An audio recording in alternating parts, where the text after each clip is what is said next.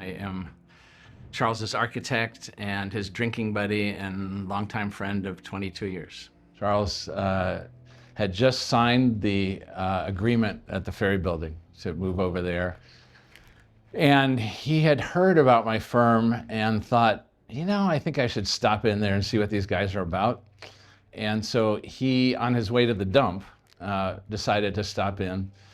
He came in, walked in, dressed like he was going to the dump. He met my office manager, and she said, we're an architecture firm, right? And he laughed and said yes, and then gave her his card. And of course, she was very embarrassed because he was already a rock star. Well, San Francisco is a really unique place in terms of it's a small city.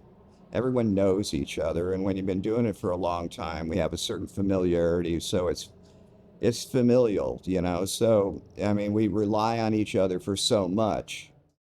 If you're thinking about Charles in the context of his work, you have to think about the whole family, his brothers and his sisters, which is Larry, Michael, Debbie, Betty, Kim.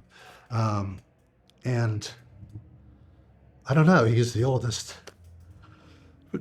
Well, I didn't expect to get emotional so quickly, but it's really beautiful. He's the oldest, and they were together, It was, there are a lot of us, I think, that really reacted to that, like, whatever our family stories were, it's just like, geez, they were together, and, they fought and whatever, but they all had their role, and they were all serving something bigger than themselves. He told me that he'd had lots of architects sending him portfolios, and they always had like red lanterns and Buddhas and all kinds of rice paper and whatnot. And I said, yeah, I'm not going to use any of those things. And he said, good, because I find them all insulting. And so then we just started sketching. We pulled out some trace paper and sketched over the plan. And we designed that restaurant in that first 2 hours that we met. That's really the plan we built. 10 months later, amazingly, that restaurant was open. I first met Charles when he came to my Airstream shop looking for pottery for his Slanted Door restaurant in San Ramon, which was an absolute privilege. And it wasn't long after that we became friends. He immediately started telling me what I needed to do with my business, and that became sort of the nature of our relationship. He telling me what I needed and then doing his best to provide it, because I soon found out he is the most generous person I think I've ever met. And he just showed up and just joined our team and just started grilling chicken with us. And I think he was an invited guest, but I don't think we were moving fast enough, but he did it in the best way possible, where he's like, do you guys need help? Okay, let's do this. And he just started grilling off chicken. He was just like he took so much time. Some people make you feel like they've blocked off an hour on their calendar, and they're checking their watch. I would call him and he'd say, let's go meet and let's get lunch. He was like a touchstone for the city, and always joyful. Every time you'd see him, he's like, hey, that little grin and that little twinkle. I think it's the kind of friend that he is with everybody. He's just open-hearted. He was just someone who gave you a hug. If you walked in the door, you were looking for one. At the beginning, I just listened to him telling the story of his life as I listened to him so many times through the years during our friendship. And then he started regaling me with stories. Hey, what's fear to me? I was 12 years old in the middle of the sea. My mother, I was at Charles' dad's funeral, and he said powerfully, my father had to trade his business suit for a broom. Sure, it's easy to characterize Charles as maybe egotistical or willful, but that was his role, you know what I mean? That was his job. Going to Chez Panisse and looking at what they were doing and thinking, hey, why can't I do that with Vietnamese cooking?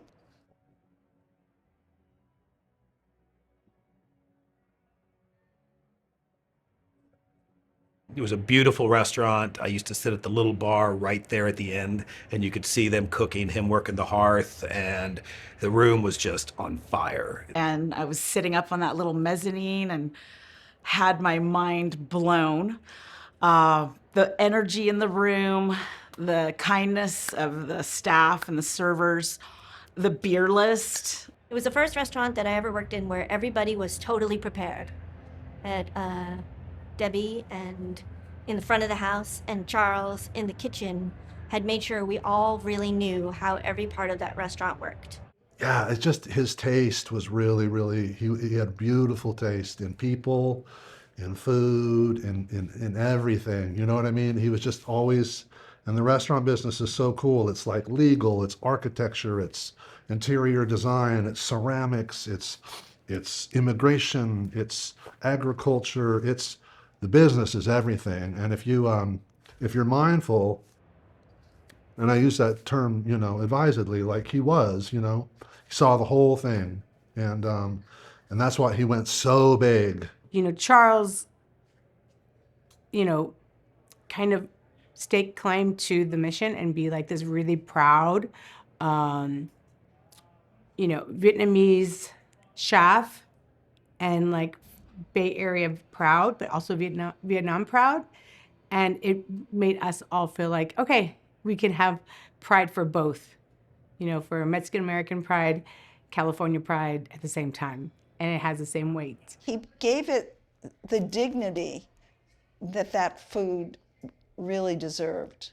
It's probably not the right analogy, but I was like, he is our Jackie Robinson. You know, he's the one who had to break that ceiling to get us to these next possibilities. I love Charles so much because he loved to cook for people so much. He loved to like nurture people and take care of them.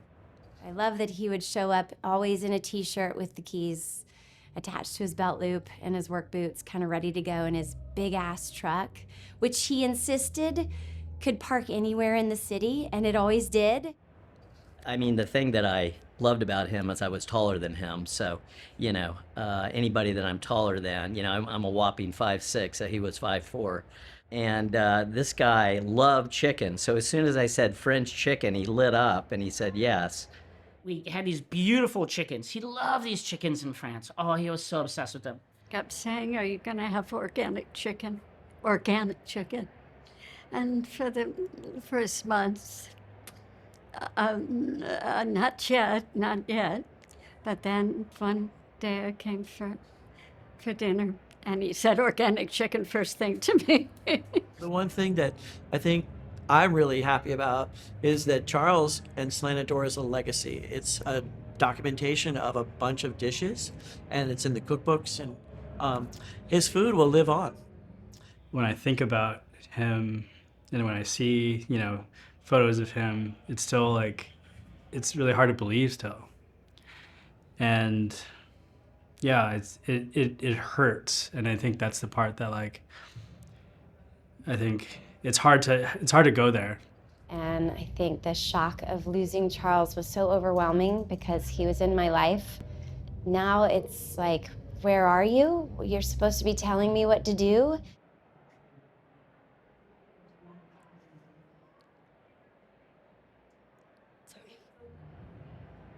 I mean, he was firstborn Chinese son, right? The leader. But the reality is that he was lifted up by the entire family his entire life. All the strong women. You know, maybe you fulfilled your karma debt because you went way too soon, brother.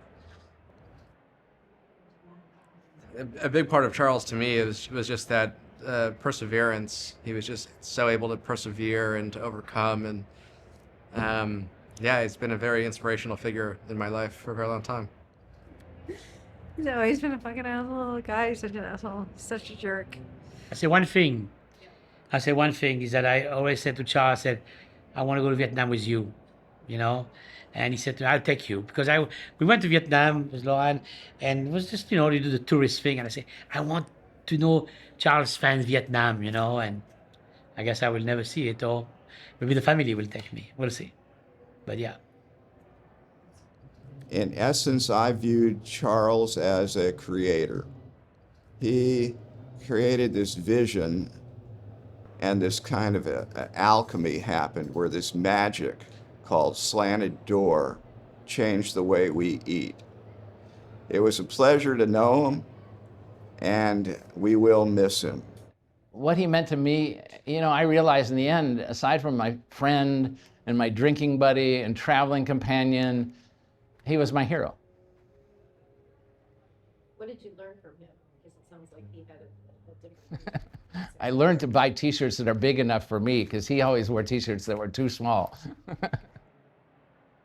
His legacy is so strong and so right that it's not going to fade. It's going to be carried on by all these people in the room and their children too. It's